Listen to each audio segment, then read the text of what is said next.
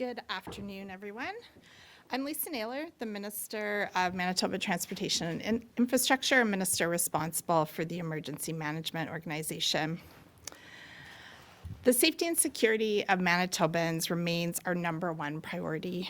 This has been one of the largest evacuations in our province's history, with over 22,000 people evacuating, and we have moved very quickly to get people to safety and shelter.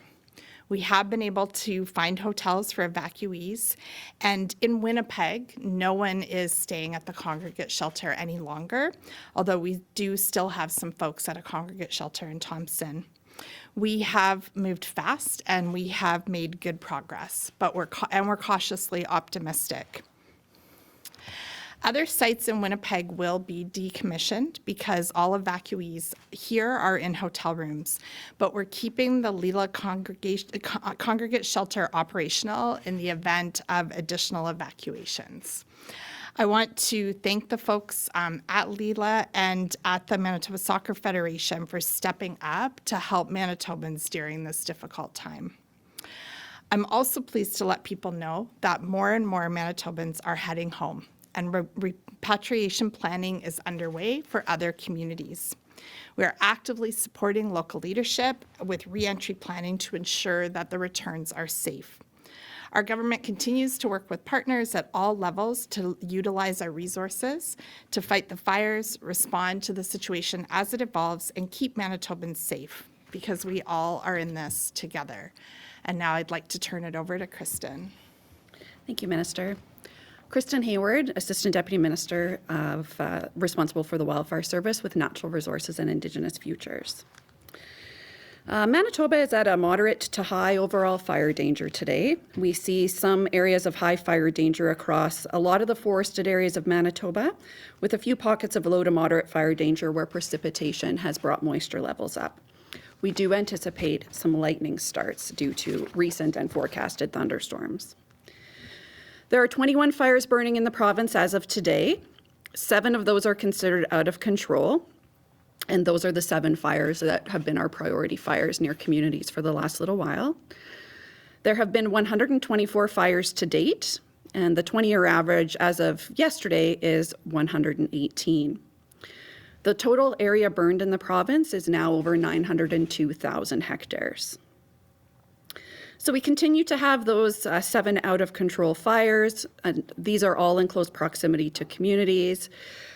We have North 2 near Lynn Lake that has not grown significantly, still just over 71,000 hectares.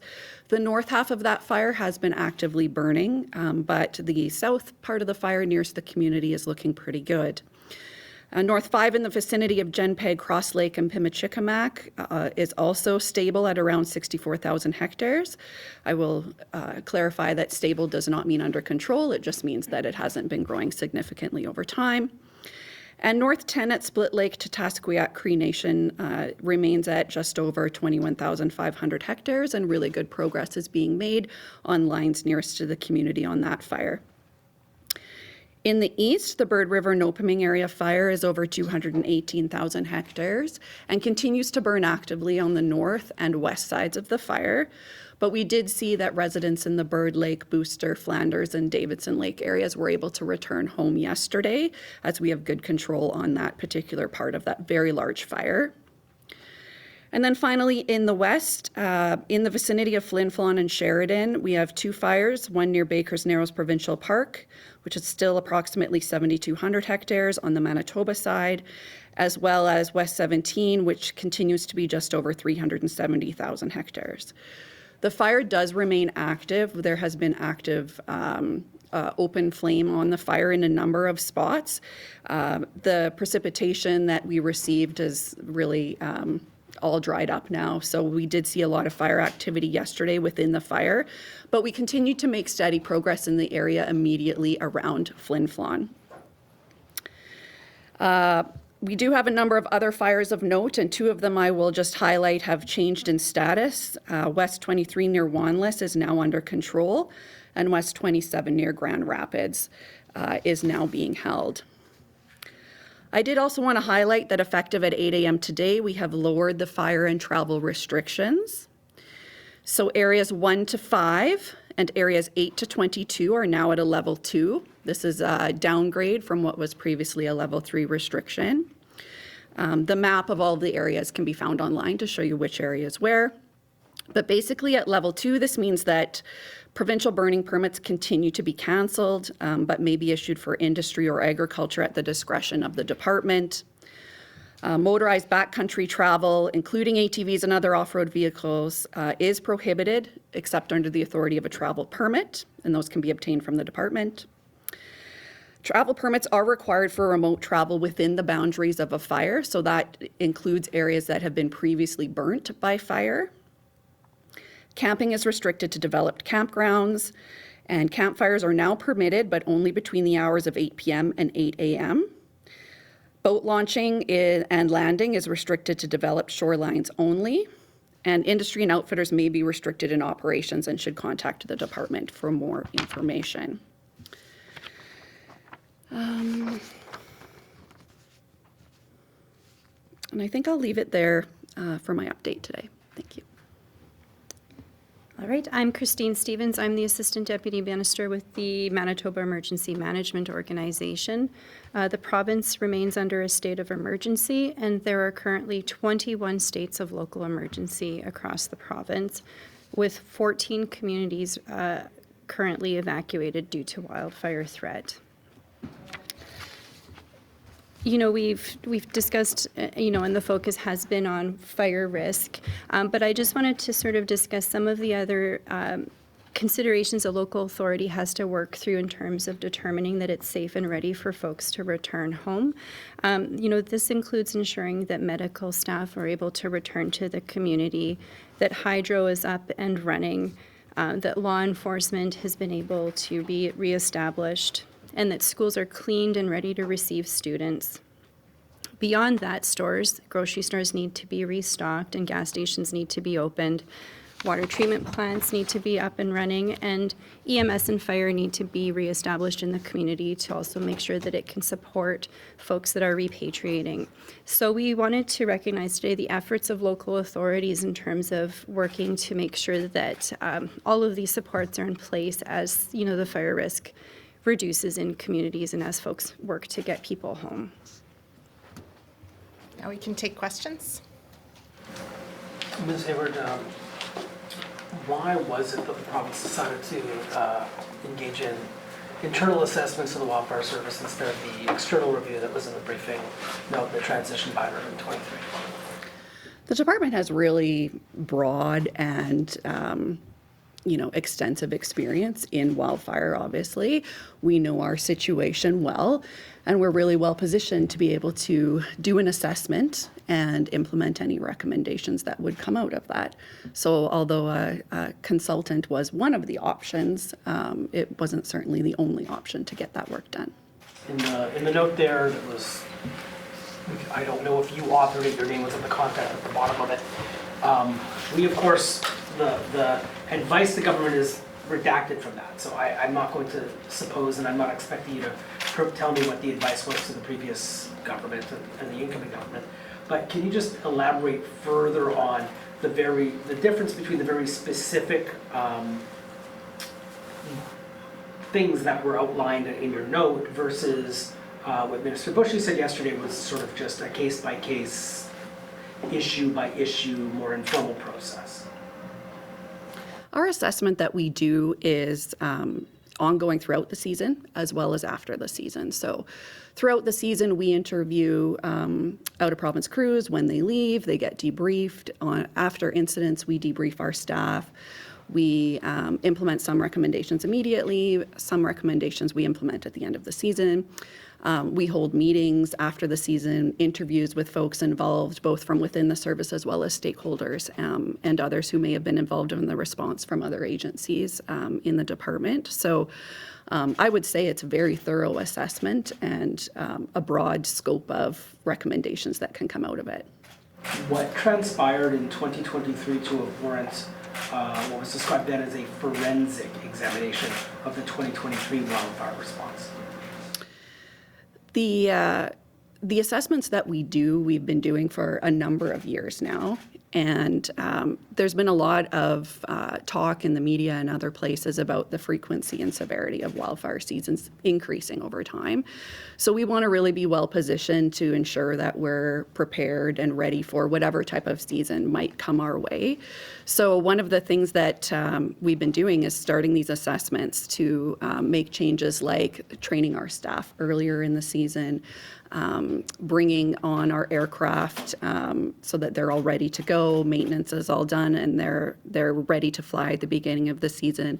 We've also made investments in additional equipment and infrastructure and information technology systems that would support decision making. And we continue to reach out and engage with communities to hire local firefighters and build our capacity there as well. I just want to jump into to just add that when we came into government, this detailed assessment around select fires were used as case studies to examine the response, the value protection, and accuracy of projections. And there were improvements to the wildfire system that came out of these assessments. So Kristin has certainly spoken to some of this, but the government has hired and trained initial attack crews a month earlier than we used to. And increase the volume of equipment purchased, including suppression equipment, and acquired new IT for weather intelligence, and obtained heavy helicopters for the first time this year. There's also a program start up a provincial Fire Smart committee that will bring partners together to assess and prioritize opportunities for prevention and mitigation activities. And I just want to be very clear that this is a more coordinated and strategic effort than we've ever seen in the province in response to one of the worst wildfire season that we've ever had. Just following up on Bartley's question, why was a consultant being considered? Is that something that you do occasionally to jump in and sort of review from the 30,000 feet what the province is doing, or was it something that the outgoing government had lined up or had someone in mind who had presented a proposal to do a assessment? We have always done our own internal assessments because, again, we feel we're best positioned. We know our business, we know our landscape, we know our resources, and that's been our approach so far. Minister Naylor, how many people are still sleeping on cots in Thompson? Here in Winnipeg, we don't have nobody spent the night last night. I think the number was 114, so give or take a couple, but in Thompson. And we're actively looking at what's going to happen there. Some of those folks may be closer to going home than others, but it is provincial policy for people not to stay in congregate shelters. And we have worked really hard, but because we can't find rooms in the area, we are looking at moving people to a different location in Manitoba. And that's going to be sorted out over the next probably 24 to 48 hours. Folks have been there a really long time, and that was never the intention. How long have they been there? The Thompson shelter, that's few weeks, right? Most people, there's been people have come and gone depending on what their community they're from, but some of them have definitely probably been there closer to 3 weeks. So Layla Avenue is still open? Billy Mosienko, is it still open? No, we are trying to decommission some of the sites that we had orders to keep open. We don't want to overuse government powers that we don't need to. So at this point, we're keeping Leela open it will still be available as a congregate shelter if needed. We don't know that we won't have to evacuate another community this week. But for now, it's a reception center. Any updated numbers on how many structure fires there have been because of the wildfires? I don't have those numbers in front of me. I know that local authorities are working together with agencies like the Office of the Fire Commissioner or Parks to do those assessments. I think part of the challenge has been that some of the areas haven't been safe for people to go in and do the assessments. So that's why we're not able to provide concrete numbers for you at this time. On that note, the images that came out, the accounts of the destruction at Birch Lake Provincial Park, is it accurate to describe that cottage and residential community is gone? I wouldn't know, actually. I don't have that information. Minister, have you been? I don't have that information. I'm not sure. Those assessments are underway right now.